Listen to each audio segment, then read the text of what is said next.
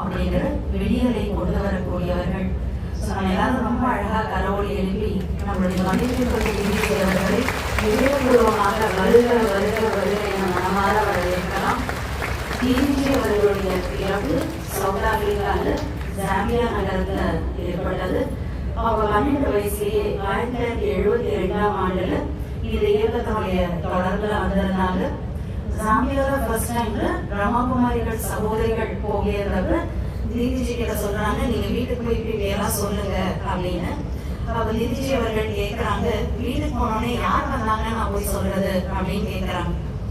அப்ப அங்க இருந்த பிரம்மகுமாரி சகோதரிகள் நம்மளுடைய உஷா திதிஜி கையில எழுதுனாங்க, பிரம்மகுமாரிகள் அப்படிங்கிற அந்த வார்த்தையை எழுதுனாங்க. ஸோ அன்னிலிருந்தே பாவோலியங்களா ஆயிட்டாங்க அப்படிங்கிற முத்திரை குத்தப்பட்டுருச்சு. பிரம்மகுமாரி வாழ்க்கையினுடைய பயணம் அன்றிலிருந்தே அவங்களோட ஆரம்பம் ஆயிடுச்சு. 1980ஆம் ஆண்டு அவங்க தன்னுடைய முழு வாழ்க்கையை ஈஸ்வரிய சேவைக்காக சமர்ப்பணம் பண்ணிட்டாங்க. கார்பரேட் உலகத்துல பாபாவுடைய ஞானத்தை விதைப்பதற்கான ஒரு விசேஷமான ரத்தினமாக அவங்க இருந்துட்டு இருக்காங்க.